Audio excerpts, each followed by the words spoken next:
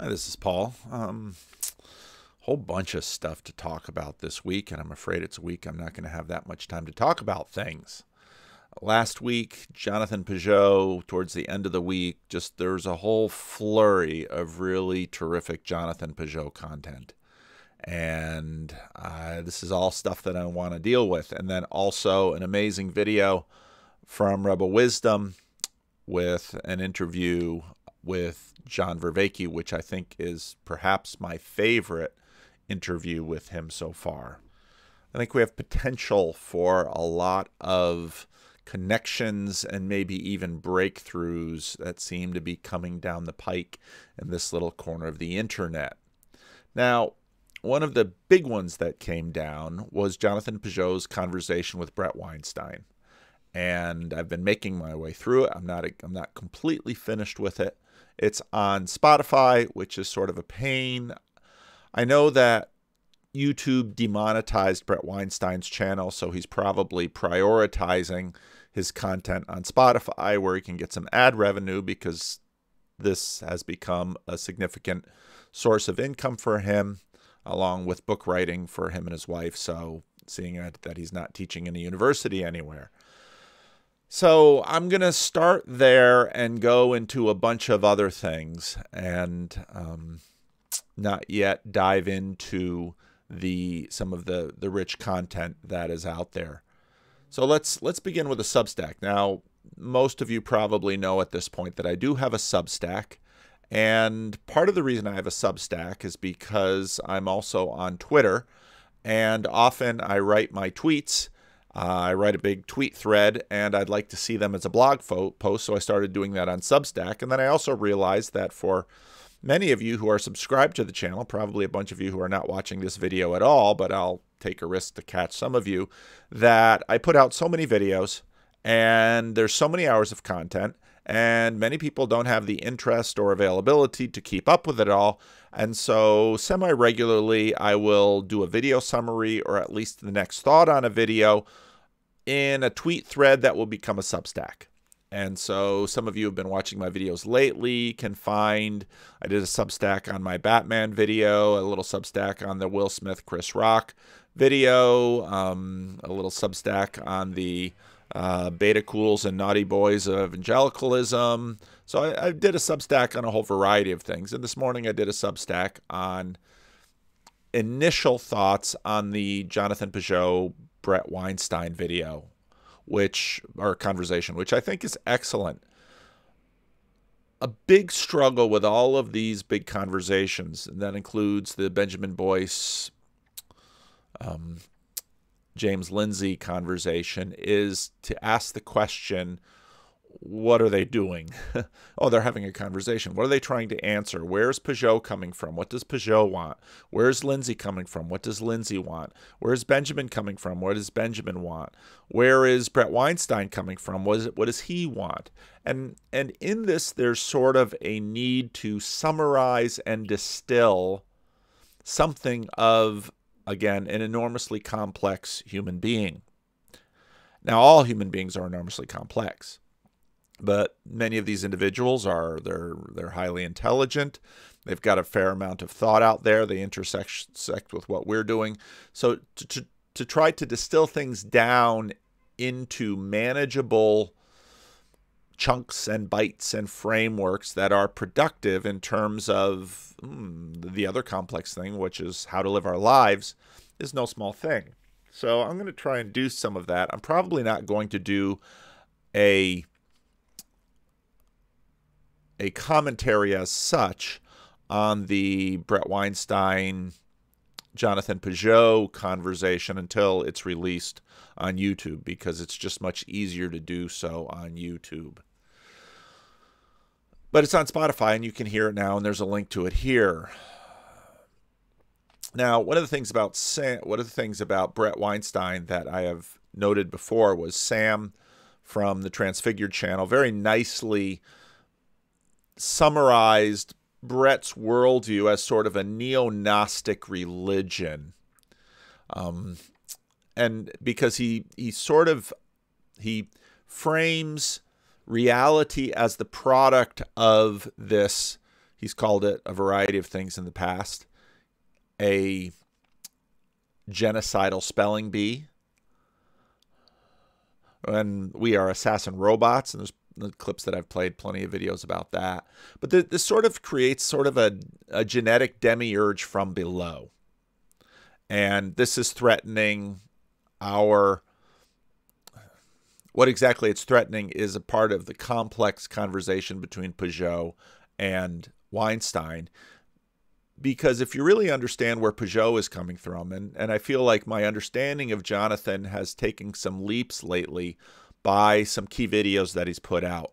His video on the Book of Enoch I thought was particularly clear and helpful, and his conversation with Jordan B. Cooper was particularly clear and helpful too, in terms of sort of giving a clear picture of how Jonathan is putting together his world, his symbolic world, his patterned world, and how it works. So for Bret Weinstein, his religion begins with sort of a genetic demiurge from below that is responsible for our genocidal nature, motivated by the genes wanting to get themselves into the future. That's a significant part of the earlier parts of the conversation. From above, there's the law of love that is more or less carried to us by the Judeo-Christian traditions. And Bret Weinstein is sort of all over the map on a lot of these things. He's over here, and then he's over there, and then he's over there, and then he's over there. And so I'm hoping with my commentary to sort of nail some of this stuff down and get a sense of who he is. And now this law of love, Peugeot will pretty much mostly agree on, because this is coming from Christianity. Now, Peugeot and myself are more than a little bit skeptical that you can get there from the genetic demiurge from above. Like most secular thinkers, they sort of take this law of love, this love-based morality, as axiomatic, which again is fine. And those of us who are Christians are happy they are doing so. Thank you for sharing some of our moral axioms that you have inherited from Christendom, even though, you're skeptical about the path that it actually took. Or you imagine that you can create some kind of proof for it from above, whereas I think Peugeot and I would basically say, no, this is sort of what counts for revelation. Now, Peugeot wants to get at the source from above, and Bret Weinstein, because that's sort of left between love is self-evidentially good and some hand-waving about Bret's culture track. And again, one of the things I like about Bret's system is his two tracks, his genetic track and his culture track, and I did a fair amount of commentary on that from his appearance on Unbelievable with Alistair McGrath. Now, Peugeot really has sort of a natural law argument by discerning patterns that isn't too far from a lot of the work that I've been doing in my Romans Sunday school class that I've been posting on my channel. That in Romans 1, Paul seems to assert that noble pagans can discern much about God by, to use Peugeotian language, observing the patterns of the world.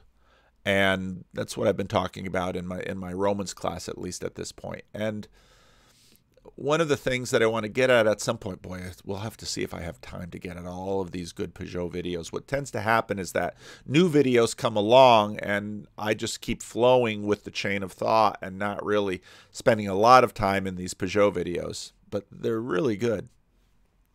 Now, the third thing that I want to bring in here, though, is this video by Kurt Jamungal on his Theory of Everything channel with Michael Levin. Now, about 6 months or so ago, Karen Wong was really excited about Michael Levin and was sending me videos furiously of his, but in many cases, this is part of my idea about God being in charge of our calendars, I wasn't ready for it. I was working on other things, and I was interested in it. Grim Grizz was also doing some stuff from Michael Levin, which is very interesting. Which is very interesting stuff. And so if you want to begin to see what Peugeot was talking about, I thought Levin does a nice job of distilling it into biological categories. Okay, now this video begins. The first half hour is Kurt Germungle sort of setting up Michael Levin, and then Michael Levin beginning to talk about his theory, which is that in some ways all cells are working as a neural network. The old paradigm was that, which I hear coming through Brett Weinstein, so I'd really love to see Brett Weinstein and Michael Levin engage. Don't know if that'll happen. But the old paradigm was that, let's talk about cancer first, was that cancer is caused by mutations in the genetic code, which then causes cells to get out of whack. And what Levin has done is he's talking about the fact that that's not what he's finding, that cancer is caused by something different, which is the cells themselves don't change, but what happens in them is they stop talking to the other cells and stop working as a group. Okay, so first the cancer example. So the cancer example would look like this. One of the things about cancer, the one way to think about cancer is to ask the question, why is there ever anything but cancer? In other words, individual cells like amoebas are extremely competent on their own. They handle single cell level goals quite well. Why do they ever get together to form something like a kidney or a liver? Because when there's a cancer, what you're seeing is a defection from that process. You're seeing cells that normally should be working on making a nice organ or upkeeping a nice organ in an adult. Instead of that, they go off and they basically revert to a single cell kind of existence. They basically become like an amoeba. They treat the rest of the body as just environment. It's like external environment. So you can think of that computational boundary between self and world can shrink. It can grow when a bunch of amoeba-like cells get together and they build something like an organ or a whole body. That computational boundary grows, but it can also shrink because an individual cell can say, "I'm not working on this anymore. I'm just an amoeba, and I'm gonna do what amoebas do." What do? Okay. Now, while you listen to him, I want you to think about what Peugeot talks about all the time. It's not exactly levels of analysis, but it's not disconnected when Jordan Peterson talks about levels of analysis. He talks about the consciousness of a person, the consciousness of a family, the consciousness of a city, and the agency of these. And he basically talks about this leveling up.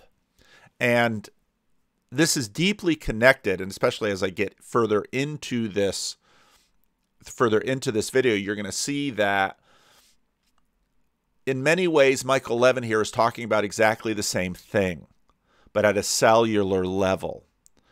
And it's also going to connect into the egregore conversation. So let's keep going with this. They become working on this anymore. I'm just an amoeba, and I'm gonna do what amoebas do. What do? They become 2 amoebas, and 2 amoebas become 4, and so on. They over proliferate, and they go where life is good. So they metastasize to wherever they want to go. So that's cancer. So if you think about so that's cancer. So normally what happens, and you can listen to all the pre-stuff of this to get into the cells and how cells differentiate and how cells differentiate, not so much on sort of their genetic code, but what they're doing talking to each other in order for them to become something, where they become an eye cell or a neuron, or you have this, because of course we begin life as these 2 cells, the sperm and the egg, they come together, and then you have this differentiation, and the differentiation is coding, and it's much more like, again, computer code running on hardware, but what's happening is that the software is actually remaking the hardware as it goes.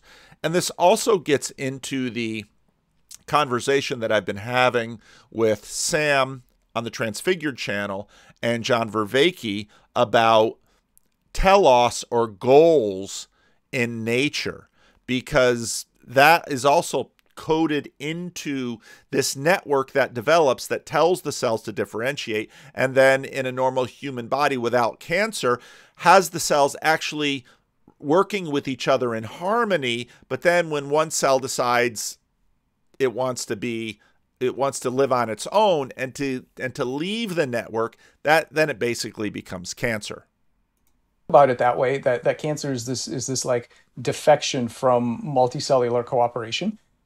You ask yourself, okay, so what is the process that normally keeps them harnessed towards specific goals? And so if you ask yourself, what do we know that's a process that harnesses individual competent subunits towards larger scale goals? That's very clear. Okay. Did you hear that right there? You can hear Jonathan Peugeot and all of his talk about patterns right there in that little statement. I'll play it again.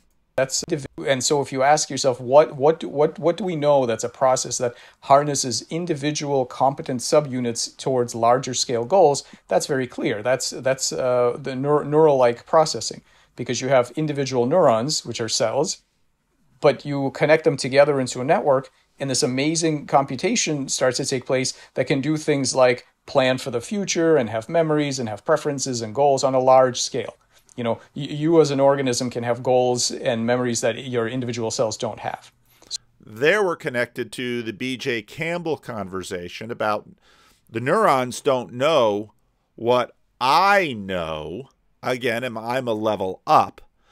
The optic nerve isn't seeing the way I am seeing.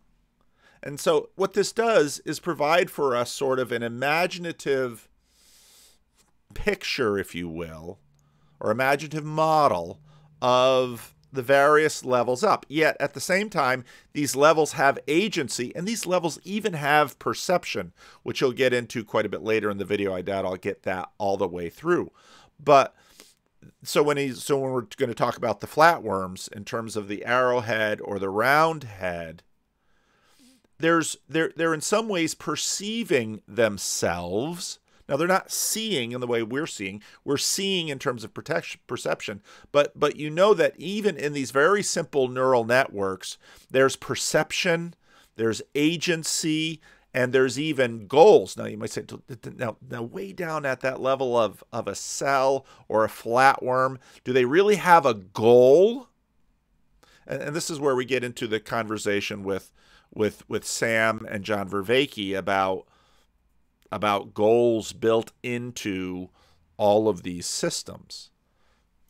So we know that electrical networks are really good at binding small competent subunits into larger scale computational agents. We take advantage of that in computer science. Evolution takes advantage of it in making neurons. So we asked the following question: okay, could that be the basis of cancer? And now I must say that we're not the first to have this idea. Okay, again, Harold Burr said this in the 30s. But so we did three things. We said, okay, first of all, when this process happens, can you see, using the voltage dyes, can you see the cells defecting from the electrical network? And in fact, you can. So what you can do is before it happens. So you can inject a human oncogene, which is going to form a tumor in a tadpole. You inject that into a tadpole. It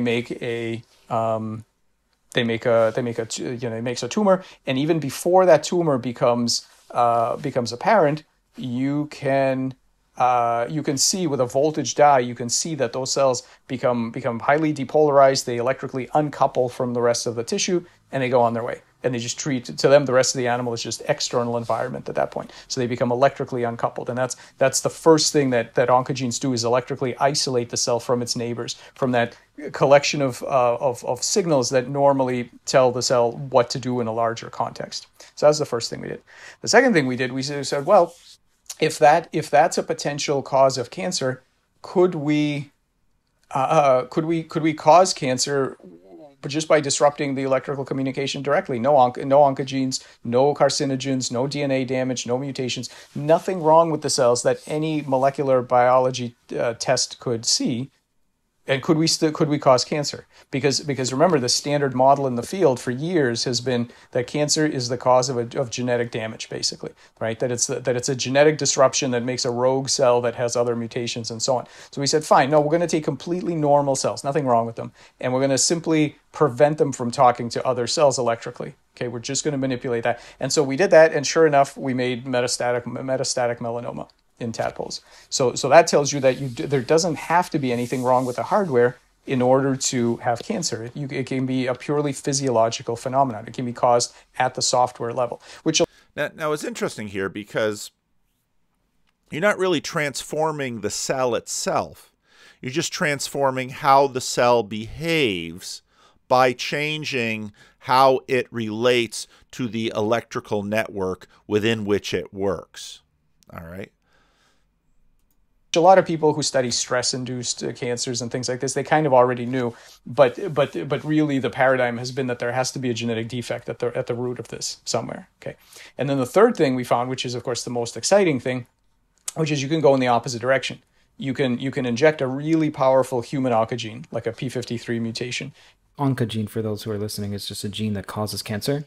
Yeah, an oncogene is a mutation in the normal gene that causes that is thought to cause cancer transformation to cancer. Yeah. Okay. So you can inject that, and then if you do that into a So again, now I'm no biologist, I'm no doctor, I'm certainly none of those things. As Kurt Jermunkel said in his April Fool's thing, we just use fancy Vervaeke words so we can sound scientific. But whether or not the cell gets transformed, its behavior is transformed in terms of this network. A tadpole, if you at the same time inject an ion channel that forces the cell to remain in an electrical state where it's connected to its neighbors and it doesn't depolarize, then even though that oncogene is blazingly strongly expressed, you won't have a tumor. Because you're overriding that there's a hardware problem, but it doesn't matter because you're overriding it and saying, yeah, I know you want to depolarize, but you can't. You have to stay connected to these neighbors, and you're just going to be part of this. And we can override that way a variety of different types of oncogenes. Okay, so I was just having an analogy in my head. It's almost like, imagine you have these kids and they're misbehaved. So you can say, well, it's the kids who are the problem and they cause havoc in the house. But if you have an adult who's stern enough, they can override the misbehaved kids. If you leave the kids without the adult, then the house will be in shambles. In this analogy, the adult is like the electrical communication. So you can force that electrical communication, that standard adaptive electrical communication. Yeah, you can think of it that way. I mean, the thing where I think it breaks down a little bit is that we're not introducing an extra element that keeps everybody else in line, right? We're in effect, it's like you have a bunch of kids that know what to do, and you've got one that's wearing dark glasses and he can't see, and he's causing all kinds of trouble because he can't see what he's doing. Well, you can put a camera on him or take the glasses off or something so that he just goes right back into the interactions with the rest of the the rest of the group. It's about communication. It's about binding the individual competent subunits towards a larger goal. Your goal is not simply to grow as much as you can, the way an amoeba is. Your goal is to build a hand or a liver or an eye or something else. It's really about the scale up of goals, and electrical networks are great for this. Okay, so it's the scale up of goals, but again, where are these goals coming from?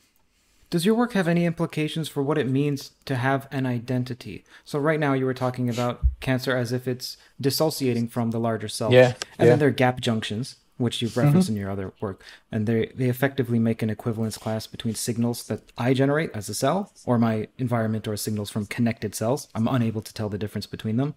Yep. Because I'm unable to tell the difference between myself and my neighbor, it's as if I'm identified with them. So it has plenty of bearing, at least I see it has plenty of bearing as for what it means for the I or the ego in a non-pejorative manner. So what are the implications of your work for the concept of identity? Yeah, no, you've put your finger exactly on it. So 2 years ago, I wrote this paper called "On the Boundary of the Self," and it's exactly this idea. It's the way to define what is a self, at different scales, and how does the boundary, the size of that self, change over time? And so this guy basically sounds, at least in this context, sort of like a biological Peugeot in terms of his patterns.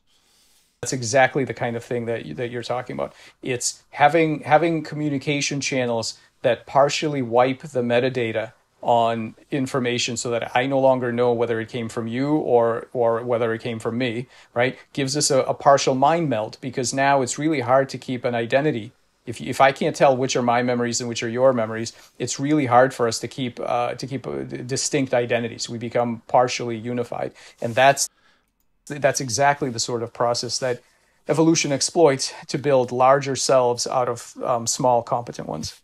Okay, now this is super interesting because I always say that consciousness is monofocal. When something grabs our attention, listen to the way we talk, it grabs our attention. It's almost against our will. I use the example, if I open the door and I walk in my office and there's a crouched Bengal tiger in my office, that crouched Bengal tiger will grab my attention. And then maybe there's the Queen of England with a gun in her hand.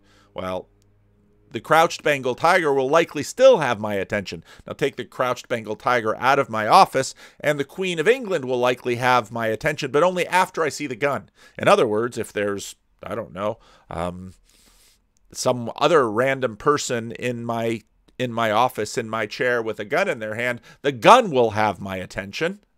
And then after the gun, the person in the chair, and if the person is the Queen of England or some other random person, well, the Queen of England will be over some random person because Queen of England is recognized, and why on earth is the Queen of England in my office? But again, there's a hierarchy here. So a crouched Bengal tiger, or let's say a coiled, ready-to-strike snake, that'll grab my attention first, bang, even before the Queen of England. And then probably next the gun.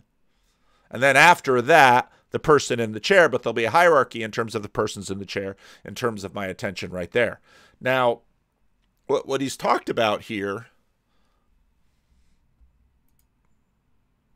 evolution is exactly the kind of thing that you're talking about. It's having communication channels that partially wipe the metadata on information so that I no longer know whether it came from you or whether it came from me, right? Gives us a partial mind meld, because now it's really hard to keep an identity.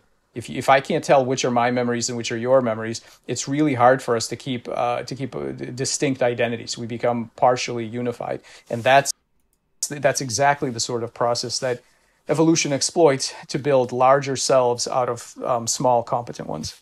Okay, so now let's think about a worship service, and let's think about attention. What do you do in a worship service? We use some kind of psychotechnology to grab our attention. In a lot of Protestant churches, especially in the last couple of hundred years, it will be song. We sing together. And at Living Stones, we'll have words on a screen, and we'll have a few images behind the words, but we'll have the words on the screen. Those will be powerful words that draw up into, they're from Psalms, or they're from the book of Revelation. They're from something in the Bible that have sort of been put together, or they're from religious experience or religious imagery or something like that. So we'll have words on the screen, and we'll sing the songs together, and all of that just floods and takes our attention and creates us into one. Or let's say you have a post-George Floyd protest, and everyone, I thought Jonathan nicely, when he talked about the George Floyd protests and those videos back at that point, talked about how all of that sort of hijacks us. And now suddenly, whether you're black or white or rich or poor, for a good number of people in there, they are going to be, a distributed person is going to be created out of attention in that mob, and then actions will follow, and the whole group will move as one thing, not unlike starlings in the sky or fish in a school. You have a distributed organism now, in a sense, having one focus of attention. Now, if a group goes off to burn a CVS, well, then suddenly your attention is going to be broken up. During the Civil Rights Movement, part of what Dr. King did was do intensive training of those that would be allowed to march in their marches and they would practice, humiliating racial epithets to try to, distract people. But no, that people would be focused on the attention of nonviolent protest. Gandhi did a similar thing. And then you create a powerful distributed organism together with one focus of attention. The sports do it all the time in basketball, in football. I mean, in football, there's all these, you take the hike, and maybe it's a fake handoff to someone, or you throw back. You're acting like you're going to throw. All the attention is on the ball, and everybody's trying to pay attention to the ball. But the whole organism is working as one, and people have roots, and so. But the attention and the focus. This is the same thing that he's talking about right here. And so again, this is Pageauian. This is Pageauian justification for this main pattern, or this main set of patterns that Pageau continues to sort of push out into the world and say, this is the pattern of existence. Another astounding experiment of yours, I'm unsure if I should be calling it an experiment, was where you took skin cells of a frog and then it has locomotion. Can you outline what the heck did you do there and why is that important? Yeah, no, it's definitely an experiment. And Grim Grizz has gotten a lot out of this because it's sort of freaky and scary, but it proves the same point. So you're talking about our Xenobots, I think, and the question was the question that we're interested in addressing is basically this: where do anatomical goals come from? And in order to illustrate why that's even a good question, I want to talk about planaria for just a moment, and then you'll see why this is important for the Xenobots.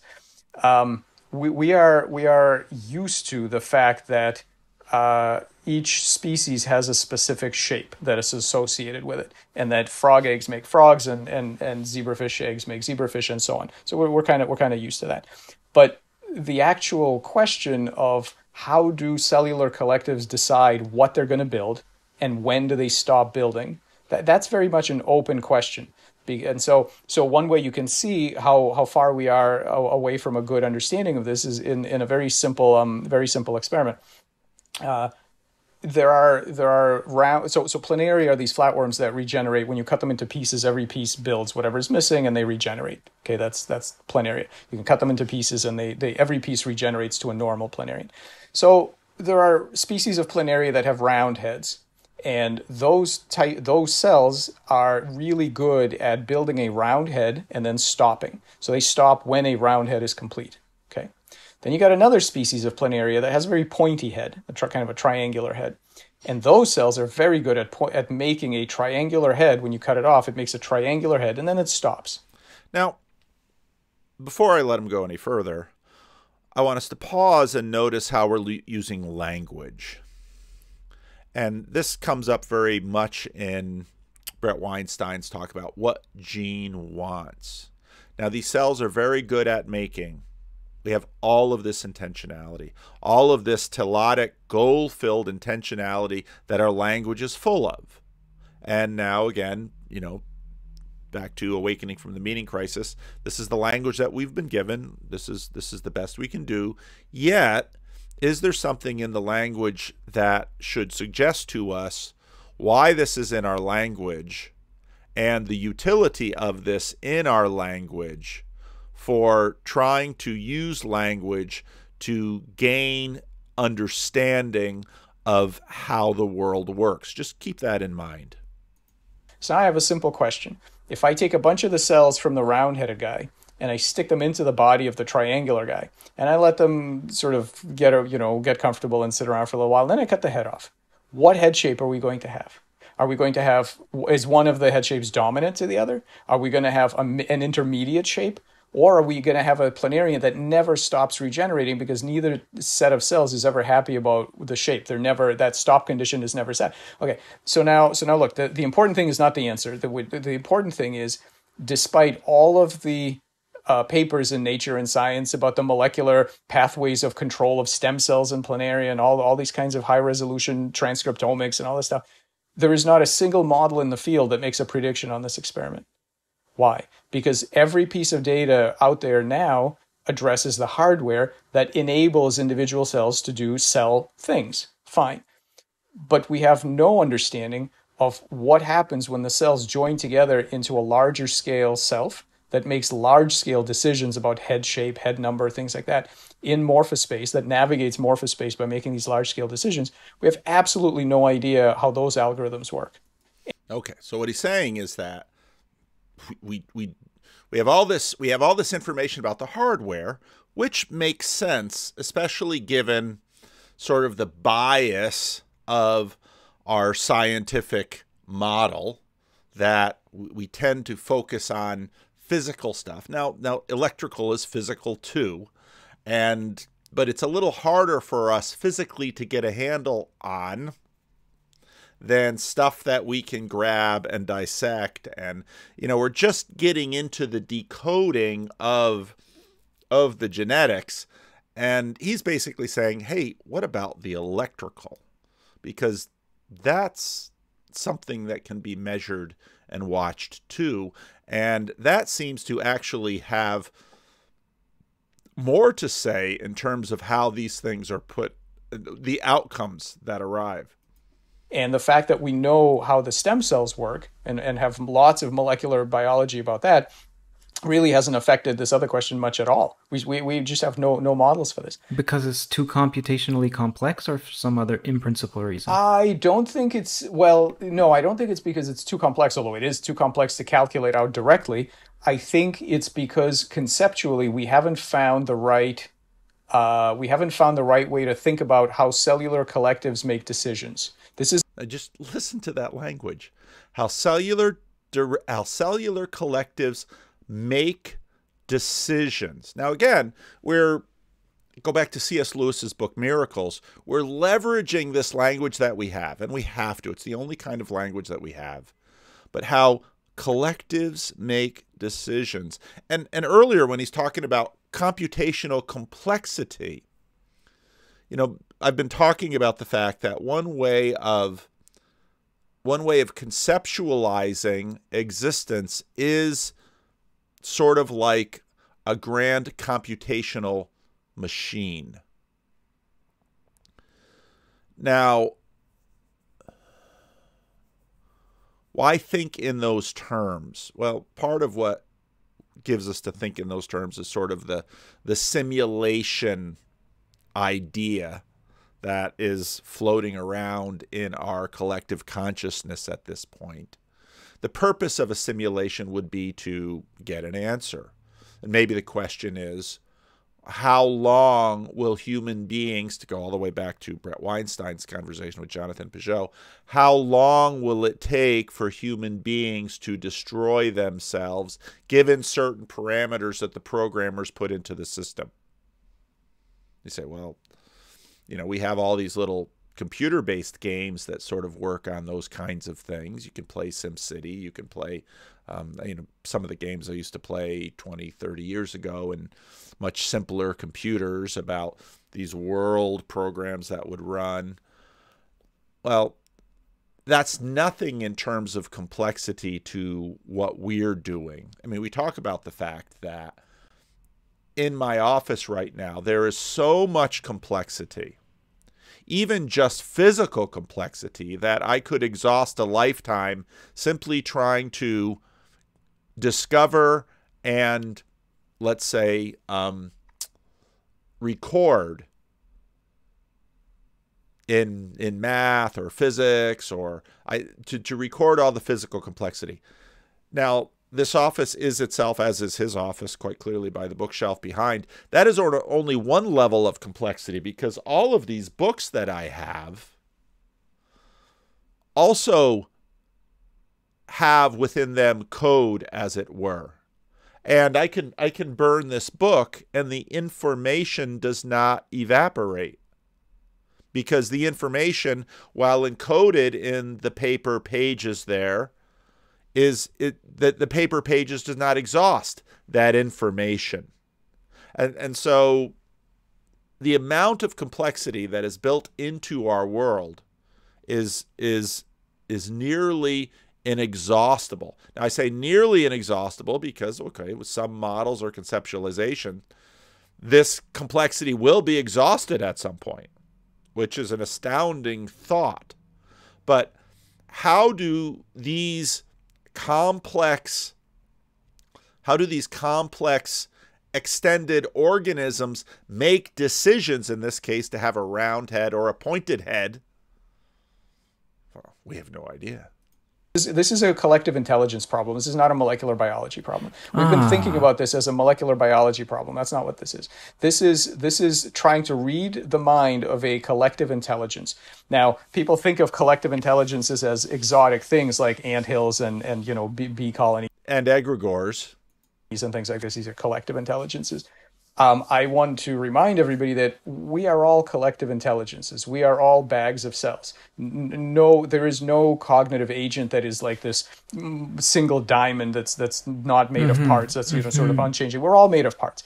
Any cognitive agent is made of. And so it's very easy then at that point to think about, well, a family as a collective intelligence. What happens when the family has the meeting.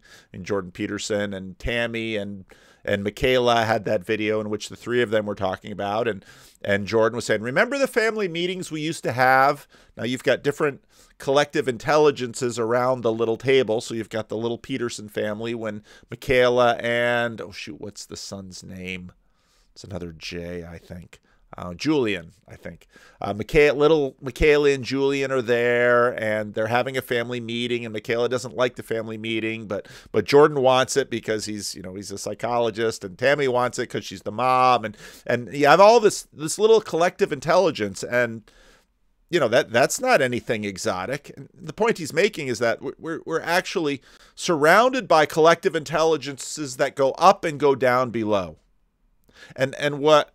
In many ways, what keeps us from seeing it is the conceptualization of exactly what we're looking at. Now, again, when you get back to the Peugeot and Weinstein conversation, that has everything to do with what they're talking about. Because Weinstein sees the challenge of humanity as a danger in lineage. And when I listen to that conversation, I see all of these levels in what he sees as lineage. And I say, well, this is a frame in a sense that you're looking through. And you have a crisis of your frame. Now, when I finally treat that, I want to bring in The Rest is History, the episodes that they did on oil, because that was a super nice example of understanding history through a frame over the last couple of hundred years. If you look at petroleum and our use and exploitation of petroleum, you almost have a window, an interpretive key that makes sense of the geopolitical struggles over the last 200 years, just by looking at oil. And so you can talk about the spirit of oil, the spirit of petroleum. Now, you can do this with mushrooms. You can do this with, there's almost limitless numbers of things that you can do this through. It becomes an interpretive lens or a frame through which to understand the relationships between a whole variety of other things that affords insight into the world. Now, the frame that Brett Weinstein uses is evolutionary biology, mostly pinned by his understanding of genetics. Okay? This guy is using the electrical systems by which seems to be even a more powerful system than genetics, the electrical systems by which these cells decide what to make. But these are all levels below. And again, I think we're just starting to get a sense, at least in the thaw of modernity's winter, the levels up, and to look for language to talk about them that actually provides an interpretive key to understanding and participation. Parts. And so your goal is to ask, how do those parts bind together to make decisions as a collective? Individual cells don't know what a head is. They don't know what round means. They don't know what triangular means, right? But the collective sure does. And because I think I think the way you want to use it is different than the way that I want to use it, but I think that the ways may be connected, and the discussions of the connection could be very interesting to unpack. My idea, or the way I have been thinking about it, is like this. When you enter into social media, be it Instagram, Facebook, YouTube, Reddit, any of these things, what you're doing is you have a feed of information that will be either articles or videos, funny cat clips or angry political, diatribes or whatever. And you either ignore it, you pass it over, or you like it, which amplifies its signal, or you share it, which amplifies its signal more. Okay. Twitter is the most basic version of this. Facebook does basically the same thing. These things became very popular. They added them in about 10 years ago because they found out that it created more engagement. Everybody bitches about the algorithms, but the truth about it is that the algorithms are not necessarily what's causing everyone to tear each other apart, because you still see people tear each other apart on Reddit, and their algorithm is very simple. It's not, fine-tuned to create traffic. It's just up, vote, down, vote, right?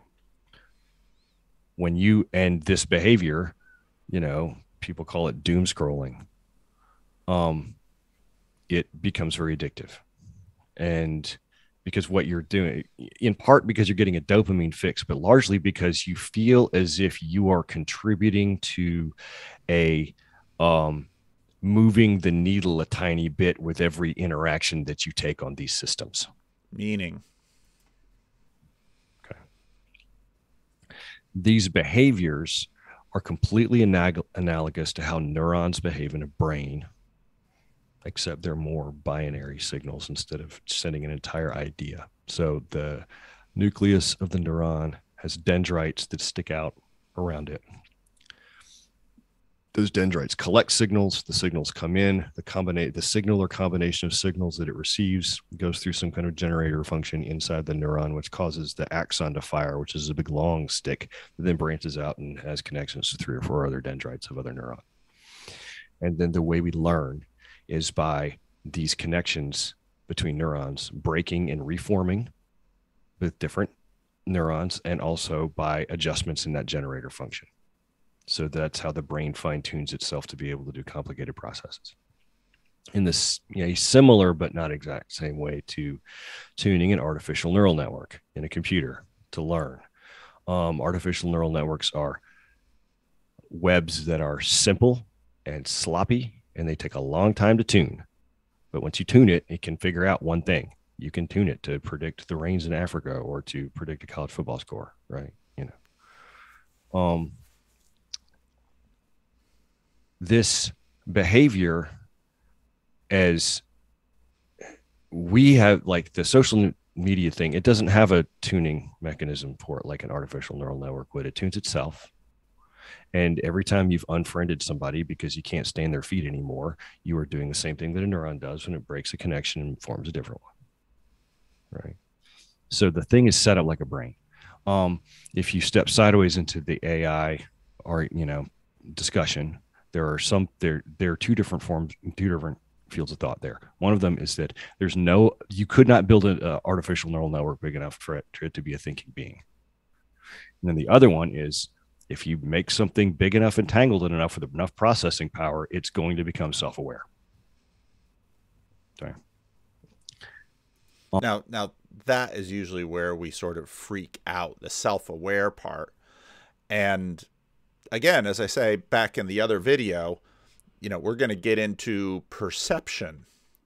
I got to adjust the sound here because that one was low. Who made that other video? Who could have such low sound on the internet? And so the collective is able to navigate morphospace in this way that we don't understand the algorithm. So if we don't even know how to think about this. Okay, so this is very isomorphic to problems in neuroscience, to problems in artificial intelligence. It's trying to understand the scaling of minds, and in trying to do that, we pose the following problem. Okay, standard tadpoles make, standard frog eggs make frog embryos, and everybody's kind of used to that. Even though, you can remind, I always remind my students, did you realize that if I gave you the frog genome, you couldn't tell me what a frog looked like, right? You could compare it to other genomes Yeah. that you did know what, but that's cheating. Okay. So we asked the simple question: where does the goal of making a frog or tadpole really come from, and how hardwired is that? So what we did. Back on that a little bit. Please. So there's there's a couple different ways, I think, to talk about sort of purpose in biology and evolution, right? So like the purpose of a polar bear is to hunt seals in the Arctic, right? So they are white because so that they can sneak up on seals. The purpose of their whiteness is so that they're harder to distinguish from the snow around them, so that the seals can't see them as easily, right? And they're big and fluffy because it's cold, right? And et cetera, et cetera. There's purpose in all of the sorts of aspects of a polar bear that are sort of, all centered on their purpose, which is, hunting seals. But, the polar bear isn't aware of its own whiteness, probably not, as the reason why it's white. It knows to, when they're sneaking up on seals, they cover their nose, right, with their paws because their nose is black, but they probably don't know why they do that sort of thing, right? It's like at the level of instinct. So I'm sure there's, polar bears are probably, more, well, they have some level of cognition and that sort of thing, but there are purposes that are not in their own mind that they're acting out. And I don't think that you would disagree with any of that. But I feel like it's almost like the theory, the process of evolution, the mechanism of evolution, the ability to encode a form, right, in sort of, DNA and that sort of thing, and then to translate that into a form, into, there's the DNA of a polar bear, which can get translated into an actual polar bear. And then, the polar bear has more polar bear offspring if everything goes well. That mechanism of, information, embodiment of information, but also the search algorithm, right? Each child's a little different. There's some randomness, and the randomness is useful, right? The randomness is because the environment changes, or we're not a perfect polar bear yet. There's still room for improvement in polar bearness. And that it's almost as if the purpose of evolution is purpose itself, right? Like there are a lot, there's the purpose of an alligator, the purpose of a beetle, the purpose of a maple tree, the purpose of all of these different things. And they have lots of different sub-purposes and make their livings in lots of different ways. But it's like life itself is searching for purpose itself, I would say. And that, there's nothing, the process of evolution isn't thinking this, right? It doesn't have a mind in that sense, but it is almost like it is the bottom up, emergence of purpose itself. It's almost a distributed cognition. Now, because the video's been too long ago, I probably can't pull up the place, but it still is there in my mind. I can't even find the episode, but I remember when I was going through Awakening from the Meaning Crisis and we got to a discussion on Darwin, and I thought the relevance realization. Now again, realization has a double front to it. There's realization like cognitive realization, and there's realization like instantiation realization. And part of what I think is really part of what I was thinking about a lot during the Jonathan Peugeot, Brett Weinstein conversation was this dual aspect of realization in a Darwinian sense, in that there's always the transjective relationship between the agent and the arena. Okay. And the genetics are always responding to the context. And Brett talks about that a lot, especially in terms of his assertion that the religious texts are basically archaic coding that should really be set aside because they have been adapted to particular contexts that are no longer the determinative context or the relevance realization context that we're dealing with today. And that's a tremendously complex thing to try to suss out. But gosh, I wish I could find the Darwinian segments of Awakening from the Meaning Crisis, because I remember it's so often the case when I listen to a video, just like when I notice how people listen to sermons, it's not the points they make that I really remember and land for me and have power for me. It's the insights that the material itself provokes for me. And I remember, this is a few years ago now, this is 2019, this is before the pandemic, that John put the series out there and together and let it out, an hour a week at a time. It was the sort of the vision of, similar to what Sam sort of laid out there, that it's very much a transjective relationship between the environment and the agent and the arena, and it goes back and forth. But now you've got levels down in there, and that little flatworm, we're going to come back to the flatworm, that flatworm is trying to figure out, it's sort of like the little Peterson family having a discussion. They're trying to determine as a group what shape the head should have.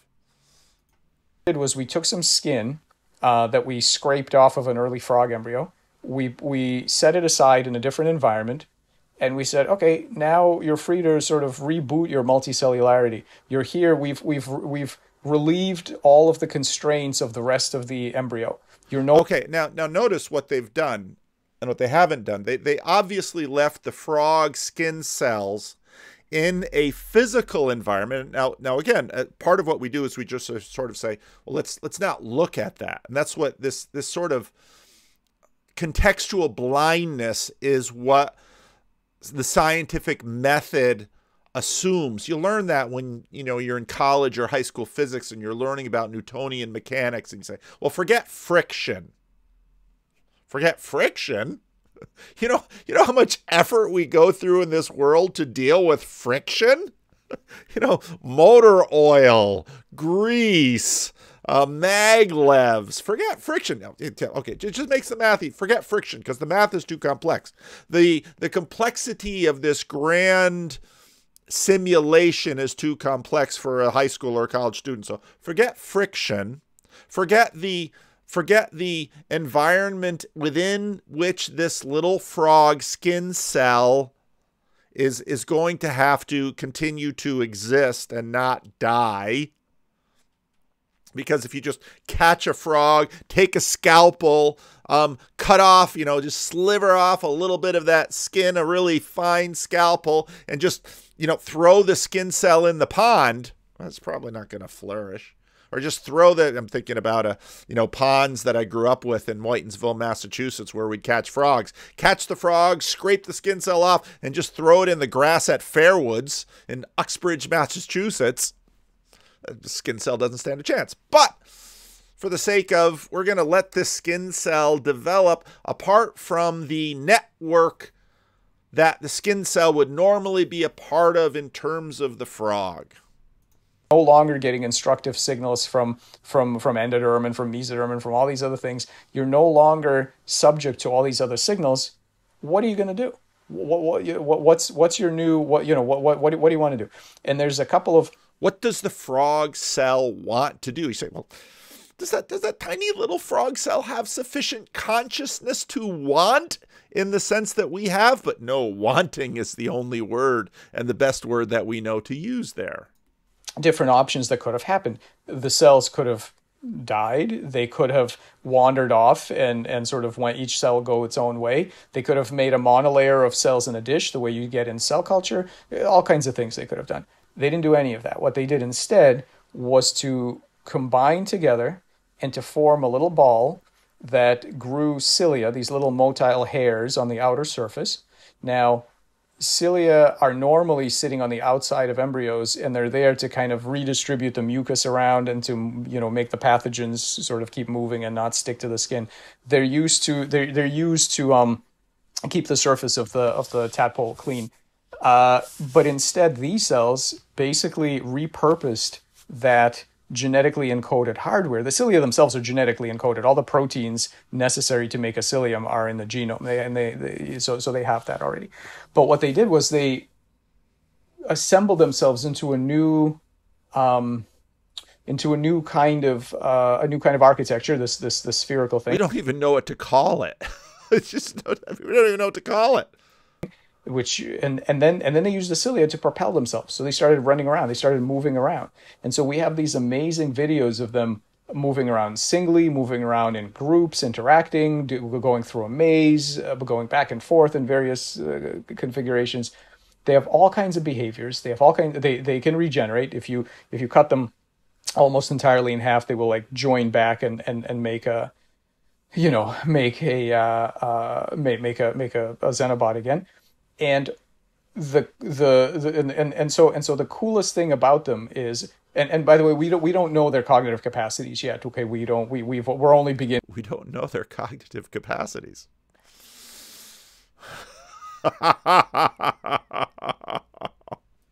Now to start to see, can they learn? Do they have preferences? All these kinds of things. We don't know yet. But the coolest thing about them is that, to my knowledge, they're the only creature on the planet that doesn't really have an evolutionary backstory. Bang. They're the only creature on the planet that doesn't have an evolutionary backstory. Well,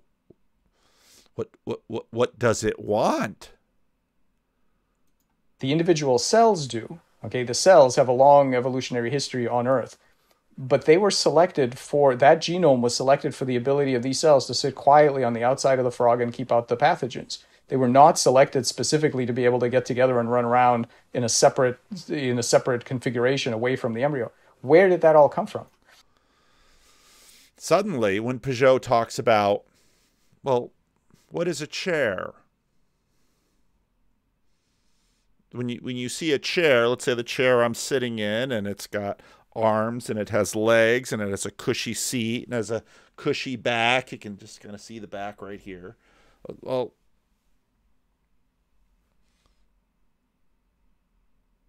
what is a frog? Is that a frog that's swimming around? No, it's not a frog.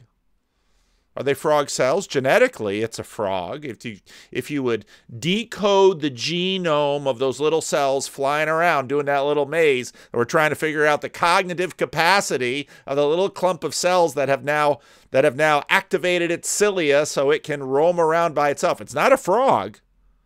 But if you sequence the DNA from those cells, you'd say, frog, not a frog. This is so Peugeotian. And in fact, one of the things about it is people often say, well, when are you going to engineer these things? Knock in various synthetic biology circuits, right? When are you going to when are we going to deploy these things to, I don't know, fight the Russians in Ukraine? Them do things. And we absolutely will do that. But my goal, before we do any of that, my goal was to show people what can happen, all the diversity that can happen from the exact same genome with no manipulations whatsoever. Because the thing about these Xenobots is they just have a normal frog genome. They have no transgenes, no genomic editing. There's nothing different about them. What we're seeing is the plasticity of this collective intelligence that is able to make a new functional proto-organism in a novel way out of the exact same parts. So there's no genomic editing there. Did you manipulate its morphogenetic code, the electrical signals at all? Not yet. No, we're going to. We're certainly going to. That's all to come. No, at this point... Oh, little frog skin, we have plans for you. We haven't done that. This is purely native plasticity. This is what these cells already know how to do. We scrape them off of the frog, and we put them in little holes, little sort of depressions. And I should back up. There are two types of Xenobots. Okay, the one I'm describing now, we literally did almost nothing. You scrape them off the embryo, you set them aside, and you say, fine, now liberated from all the signals that would have turned you into various things, what do you want to do? And this is what they do on their own. Okay? Liberated. What a word. There's another type of Xenobot, which is actually the one we started with, where we sculpted them a little bit. And this is, by the way, this is all work done in collaboration with Bongard Lab at University of Vermont, and Sam Kriegman did all the computational modeling for this, and then Doug Blackiston did all the microsurgery and everything. Good academic leaves his footnotes. We sculpted them a bit to give them legs, So you basically just, it's subtractive, like Okay. subtractive sculpting. You just cut away Sure. some stuff so that you're left with kind of an ottoman that has like four legs, you know, and and we put in a little bit of muscle, and then it learned to walk. So the muscle would contract, and the thing would basically walk along. That's the first set of Xenobots we made. The second You think Boston Dynamics is scary? one has no muscle, it has no nerve, it's only skin. And those can get around perfectly well on their own using these cilia. And there, our interventions are extremely minimal. It's important that it was taken off of embryos, or it doesn't matter if you took it off of a frog much later in development. We haven't taken it off a frog later in development, but we have other evidence that I can't really talk about yet that suggests that it doesn't matter that it's a frog, and it doesn't matter that it's an embryo. We have data on adult cells now. What occurs to me is, I'm wondering if this has implications for what it means to be alive in the colloquial sense. So forget about in the biological sense. So we think of our skin as dead and our bones are dead, and perhaps dead isn't the right term, but let's say animated with life, with Vim, with Brio. Yet you've showed that somehow you can still trigger Vim and Brio, not via this electrical manipulation. I thought it was that, but does this have any bearing as to what we consider to be alive, or it's unrelated? I'll tell you that one of the things that this kind of work does. You thought you were scared. Now just wait for what he's about to say.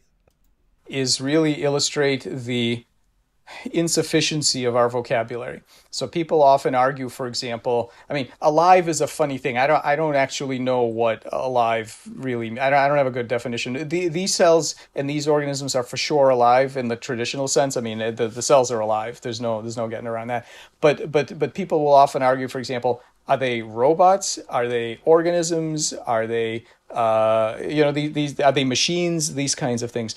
And we Josh Bongard and I wrote a paper addressing this question, basically pointing out that though that terminology is almost useless now. It was great 50 years ago when when it was really easy to tell apart machines that were boring, predictable. They were designed right, and living things which were surprising and interesting and warm and wet and evolved. Those things are now so intermixed that with modern techniques of digital evolution and bioengineering and synthetic morphology, that distinction does not exist anymore. And so it used to be that you can sort of like you could knock on something, and if you hear a hollow metallic sound and you say, yeah, that came off a factory, that's a machine, and I'm morally okay with taking it apart and doing whatever I want with it. And if you were to do this and it was sort of so soft and squishy, then you would say that's evolved and it's living, and I better be nice to it. That right, that easy distinction is just that doesn't exist anymore. So we need a better vocabulary. I mean, there are a lot for sure, but if you want to ask questions about whether they are machines or robots or living organisms, or that stretches the vocabulary, which is no longer up to the task. Is there a relationship between perception and this morphogenetic code? And I know I keep using that word morphogenetic code, and Yeah. forgive me if I'm abusing the terminology, but is there a relationship between perception and morphogenetic code? I'll give you my reasoning behind it. Right now, what I see is I recognize a monitor. I see a microphone. I see you have eyebrows. I see large-scale structures. Then the question is, well, is there anything special about your eyebrows? Well, other than you're an attractive man, let's say, physically. Kurt Jermungle suddenly gets a little self-conscious about the attention to the eyebrows. Speaking, physics would say there's nothing special about this microphone, or 10% of the microphone, or 10% of the microphone. Now he's basically running through Jonathan Peugeot stuff. Well, what exactly is the microphone? Where is the microphone ness in my little blue Yeti here? Plus the air slightly around it. It's more a pragmatic matter, that it's a practical, that it matters that I can use this. It's relational. However, when you're talking about this non-neural bioelectric code, it's as if these large-scale structures that we recognize as salient and significant, such as a low-resolution facet like a child's drawings of eyebrows, nose, head placement, and so on, that those are there in the code. So somehow, what we perceive is also what is encoded. And I'm curious, well, is there a confounding factor that influences both? Does the morphogenetic code influence our perceptions? Perhaps I can give a better analogy, a computer science analogy, where we have machine code, and then you have like what builds atop libraries, jQuery and on HTML5 and so on. So we have the function bounce, which takes an image and bounces it, or texts it and bounces it, or one that plays MPEG. So the question is, well, what makes bounce or MPEG playing more fundamental? Well, to me, I would say nothing. It's us. It's what we use. However, it's strange that objectively there's this code for it. Yeah, yeah. Well, there's a lot there in what you just said. Certainly, perception is a part of this whole process, because in order to have this kind of anatomical homeostasis where you damage an organism like a salamander, which can regenerate most of its organs, or a planarian, which can regenerate all of its organs. You damage it, and then it grows with the right thing, and then it stops when it's done. That loop, that homeostatic loop, has to have a perception component, because it has to be able to recognize when it's done. So it has to. So, the whole thing about self-consciousness, and got back to B.J. Campbell's, when does something have self-consciousness? Well, what are actually the constituent aspects of consciousness? Perception. That the organism has to, in a sense, see itself. Now, again, that's the only language we have to learn. It has to sort of have a goal of itself for it to reconstitute itself after you've damaged it. So it has to be able to perceive, am I a correct planarian or not? And if I'm not, I'm going to keep remodeling until I am. And at that point... So there's sort of a goal in there. So it's an error minimization scheme. And in order to achieve that error minimization, you have to be able to perceive around you in anatomical space and to say, am I in the right region of space here? Is my head in the right size? Do I have the right number of eyes? All of that, you need to perceive that. And people like Grossberg at BU had written years ago about the relationship between retinal information processing and development. And I actually think he was really onto something, in the sense that I think most epithelia are basically like a big retina, and that what they're doing is they're constantly surveilling the rest of the animal, or the rest of the body, and making decisions about large-scale features. So not just individual pixels, but things like in the retina, you would be talking about edge detection, motion, things like that. And that's what they're doing. They're looking at large-scale features that individual cells cannot detect. So, I mean, you just think about what this means.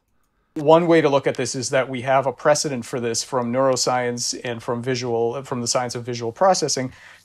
Probably the more accurate way to look at it is, guess where the retina learned its tricks, right? And guess where brains learn their visual processing tricks? By far more ancient mechanisms of cellular groups navigating morphospace. That's what it used to be before it became vision, basically. And you think about,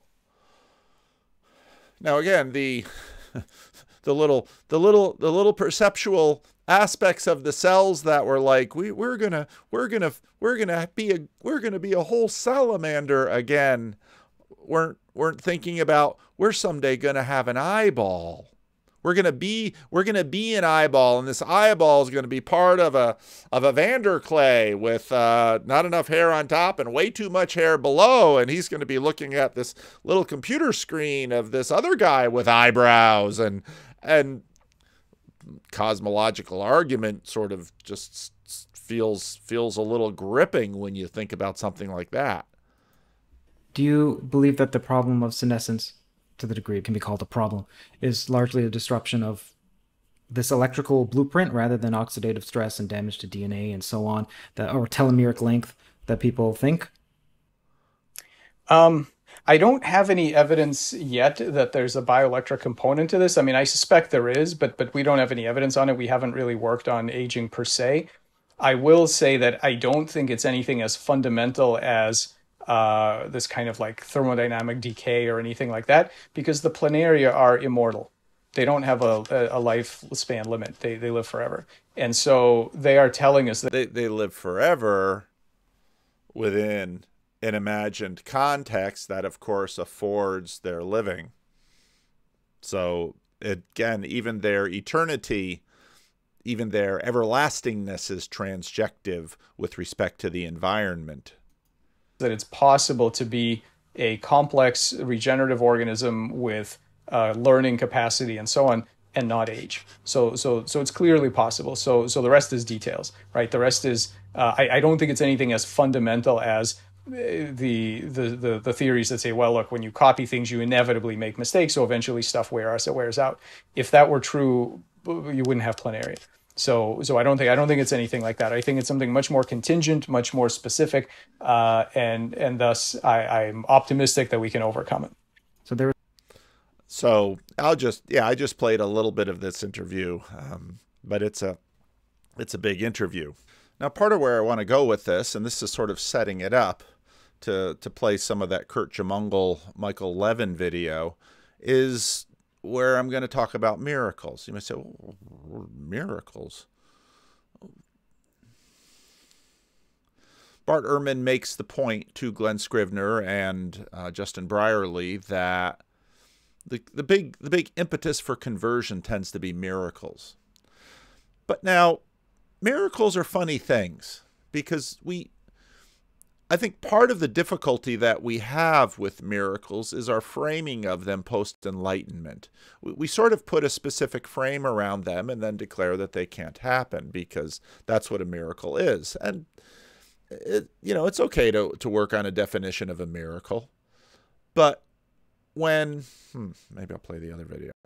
Let's listen to some of Michaela's conversion story, or at least her spiritual journey. So I told you when I was 17, I was on OxyContin for a year, and getting off of that, I'd seen kind of opiate withdrawal in movies, and I knew it was like, okay, sweating, maybe vomiting if it's really. Now let's think from the whole video that we've seen, what all is involved to make a human being. We've been talking about flatworms and frogs. Now we're looking at a human being, which is, you have the culture track, you have the biological track. It is enormously complex. Bad, but there was a mental aspect of getting off of OxyContin that I hadn't expected, which was like anhedonia near the end. So I just didn't care about anything, and I remember sitting in the bathroom being like, does it matter if I'm alive? And then thinking, could this be a side effect of the withdrawal? Because the withdrawal was pretty bad. I got off of it way too quickly, and I had sweating and crawling sensations under my arms. But it was 6 weeks later, I hit this anhedonia, and then I thought, I'll just wait and see, and then make a more rational decision later, fortunately. That was OxyContin. When I got off of, so November, my depression lifted, and at that point, I was in such a different place that I was like, oh, well, I'm never taking any medication ever again, right? I was completely disenfranchised with the medical community. I couldn't believe that diet had anything to do with my symptoms. I was unbelievably angry because I was like, even if I get healthy, I have a replaced hip and ankle, and I'm never going to get that back. And at that point, the ankle had actually been installed slightly crooked. So I was in chronic pain. And I was like, even if I solve all these problems, I'm stuck with these problems. So I was livid. And so November, I thought, my depression lifted, and it felt like I think this was the start of when I started to consider God. I think this is what started that. And it was the switch between living in like pain with depression specifically, but the fatigue as well, to when it lifted. And it was a switch that felt like I'd been walking around in hell to walking around, and it sounds dramatic, but like I was in heaven on earth. Like it was a complete switch. And for my entire life, I'd felt, and my parents made jokes about this too, that I was on some sort of the wrong path, and every decision I made went wrong. So my brother he was just lucky. Like everything he did kind of just worked out. He wasn't really late for things. And for me, if something could go wrong, it went wrong. And it was a joke in our family. And I was like, am I just like, I don't know what that is, but it doesn't really make any sense logically. But that was just my life. And then when I got healthy, I felt like I switched tracks into something more positive. And I think that's when I started to kind of question, I don't know, reality, maybe just question what I'd been taught. Well, you know who my dad is. He talks about the psychological significance of the Bible, but I really learned about the biblical stories as through kind of metaphorically, right? And so we didn't go to church. There wasn't a lot of, I knew the stories, but I didn't understand them the way I think I'm trying to now. But so let me ask you, am I understanding that it was at really a low point in your life, maybe one of the lowest points in your life? You were upset, you were livid with medication and the condition of your body and your mind at that point in time. And how did God all of a sudden come into it? I mean, was a switch? No, he didn't. He didn't then. That was the first time I felt like maybe there was more that I was missing. But he didn't come in for a number of years. God has been rather, like my experience in that way has been rather recent. Are you still on any kind of medication? Nope. None. That's Nope. Amazing. Amazing. Yeah. It really is. I'm incredibly thankful for it. It's crazy. So that happened, but then things got more complicated. So my dad, around the same time, my dad has some similar symptoms to me. He's got some autoimmune symptoms, not arthritis, but autoimmune symptoms and this depression. So around the same time, I was like, Dad, my depression is gone. Like I feel better than I've ever felt in my entire life. You need to get on this diet. And he saw the effect it had on me, and he's very logical and scientifically So again, just keep the word miracle in mind here. oriented. So he was like, well, you can't argue with the change you've had. Like I got off of Adderall. I was sleeping 16 to 18 hours a day, and suddenly I had energy. And so he's like, okay, I'll give it a shot. And over the next 8 months, this was before the meat diet. It was when we were still eating some vegetables. He lost 7 pounds a month for like 8 months. And then the next September, he put a video out and went viral. And so that happened. Did he put the video out about this experience? No, he put a video out on YouTube called Professor Against Political Correctness. Oh, yeah, so this yeah, was yeah. something Yes. completely different. Yeah. Right.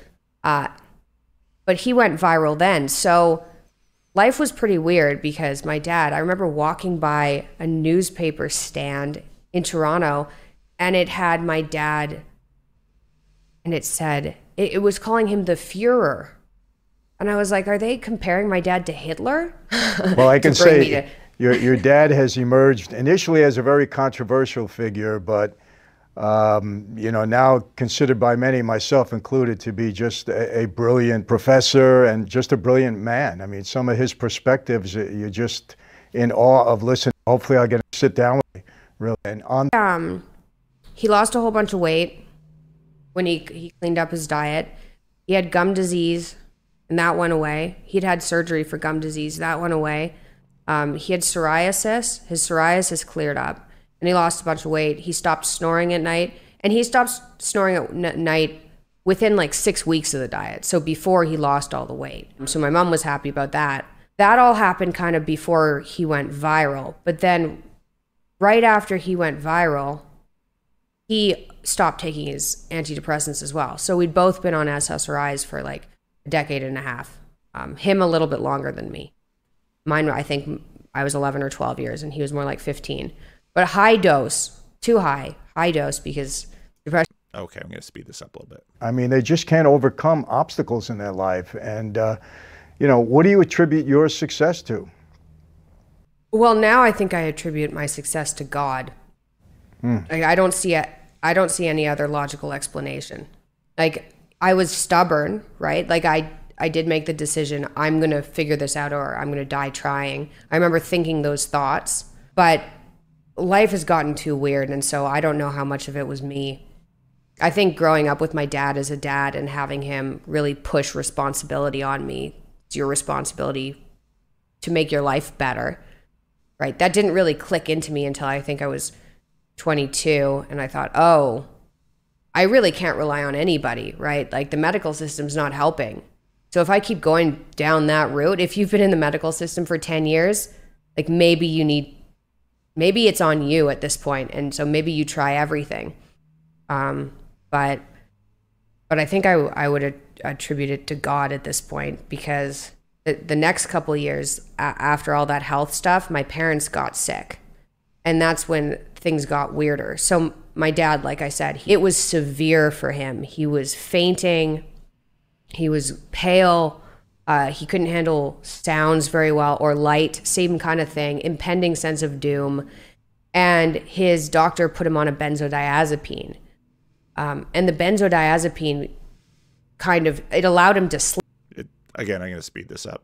Catholicism. I have to stop you for a minute. When you attribute your overcoming all of this to God, is that, because as you know, I'm a Christian, I think you know that, is that... He's got Proverbs 3:5-6 tattooed on his arm. It's a pretty good indication. That something that happened when you turned to God, or do you think that God just had his hand on you throughout, and then you finally did turn to him? So I think God had his hand on me throughout. I was really suffering. And I remember reading Job and being like, that's kind of it. Not that, I mean, Job has it rough. Like, his family's killed. He's got it rough. But I remember reading Job and being like, what's happening to me doesn't seem logical. Like, it seems like it's too awful to just make sense in this world. And so that was the first time. Well, that was just a passing thought I had.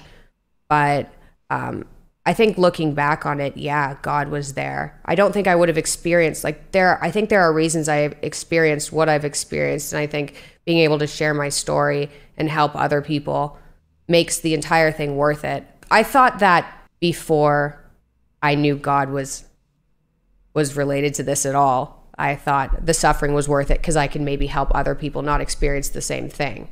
But it was my mom. She got cancer.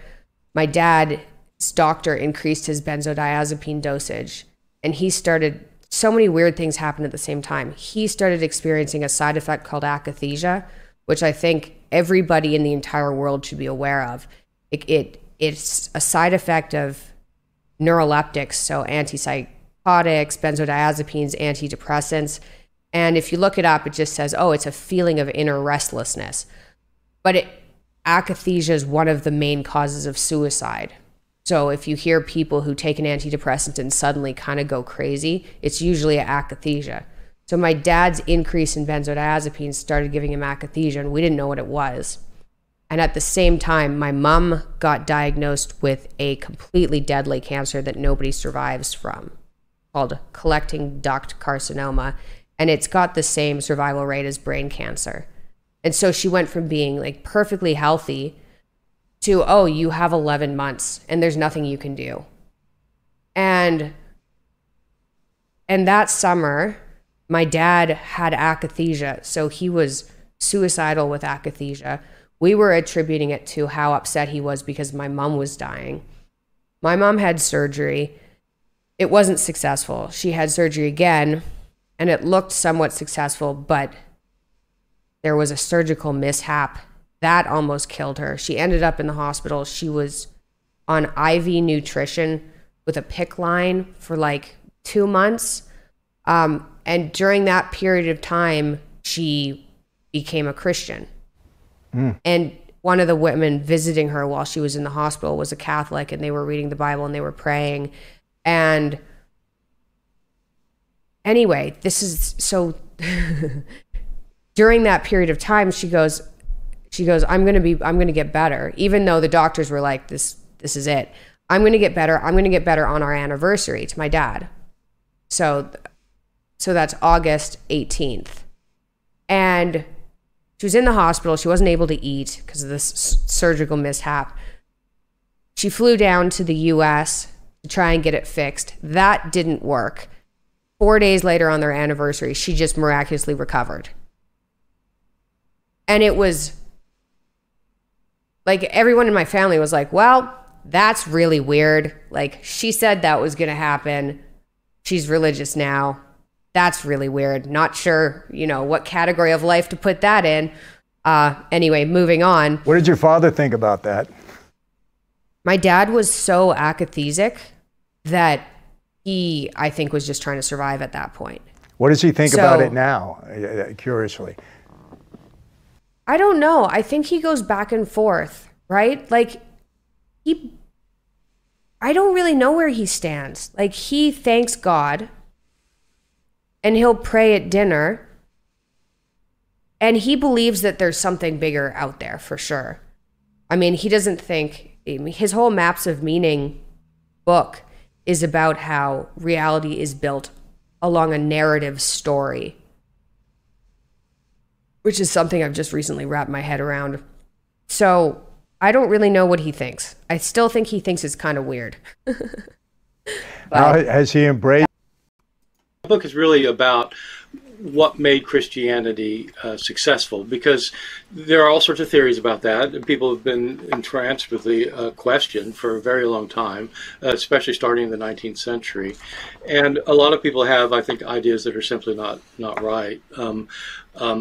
A very common idea, for example, is that Christians attracted people into their movement because of their kind of family values, kind of the social their social agenda of helping people and providing charity and things. And I think it's right that Christianity did invent a number of important areas of charity, but there's no evidence that that led to any conversions. And so what I looked at was evidence for conversions, what it is that people talked about as being the thing that converted them, or that Christians talked about as the thing that converted others. And in every case, I mean, it may seem kind of weird for me as a historian to say this, because I'm especially a historian that gave up the faith himself. I am principally a historian, not a theologian, but what all the records say is that people were convinced by miracles. and that the Christian God was more powerful than the gods that they were worshiping. And the reason people worshiped gods then, and pretty much the same reason now, is because the gods are powerful and can provide things that we can't provide for ourselves. And so if you have one God who is superior to all the others, that makes a difference. But it's in conjunction with the fact that Christianity was the only religion insisting that it was the only right way. Okay, I played some of this, and I played Tom Holland all in the John McWhorter video. I didn't put Bart Ehrman and Tom Holland on the thumbnail because I thought the thumbnail looked pretty good without them. But again, I wanted to get to the Michael Levin stuff in, and I wanted to get some of the egregore and the levels up and the levels down in, and I want to get the miracle idea in, because again, we tend to sort of say scientifically, well, this is a miracle. People don't actually think that way. Not very often. Well, a scientist might, if they're saying, what is a miracle? We're going to apply the scientific level, the scientific method, and discover a miracle. The difficulty, of course, is that there's only a limited subset of things that you can actually put into even a historical framework, but much less a laboratory framework. And most people come up with the idea of miracles based very much on, I mean, they don't really care whether some scientist somewhere thinks that it's a miracle. And Jordan Peterson, of course, saw his wife's healing, has seen his daughter's transformation, and he's still on it. And again, that is typical. But what I want to get into, the idea is that a miracle, and this is going to all the way to Vervaeke's, cognitive grammar here, cultural cognitive grammar, or cognitive cultural grammar, or whichever way he says it, is miracles are actually transjective things. They are basically judgments, and there's plenty of looseness and BS and all you want to throw into that, but they're basically judgments that people make within an agent arena relationship, within a transjective arenic arena. I didn't mean arenic arena. I mean, I change my words as I go through the sentence. But and understanding miracles in that way is going to be helpful to understand how people make decisions and the transformations that they participate in, because the transformations are also going to be transjective. Now transformations, conversions, huge diversity of these across human beings, enormous diversity. Some are slow, some are fast. There's usually a reading back onto. And I like Michaela's story because it's very typical. You say, well, what's typical about it? Her father went viral and she's only eating lamb and her mom is on that crazy diet and her dad's on the crazy diet and they've all got YouTube channels now. And no, none of that stuff is typical. But listening to her story is typical of why people make the decisions they do about framing their life within the world and using sort of God as the frame above all frames. How you can, in fact, include lots of other smaller frames into it. So, yeah, I kind of wanted to make this video to hopefully set up what I imagine I'll be saying as I start commenting on the death of new atheism. We're going to look at James Lindsay, Sam Harris. We've already looked at Sam Harris. We'll just mention him, but James Lindsay's journey to deism. New atheism seems to be in the thaw of the winter of modernity. The ice holding the ports is breaking up. And that's going to get us into more levels of, okay, what does that mean? And we're going to get into, hopefully soon, the Weinstein Peugeot video will get onto YouTube, and so we can start digging into that. And yeah, so I wanted to get some of this stuff out there so I can refer to it as we get deeper into Peugeot and Vervaeke, and hopefully Peterson doesn't drop anything big, because that could throw off my schedule. Anyway, and it's Holy Week, so I've got extra work and less time to do it. So yeah, this was sort of footnotes getting ready to create an argument, but let me know what you think in the comment section.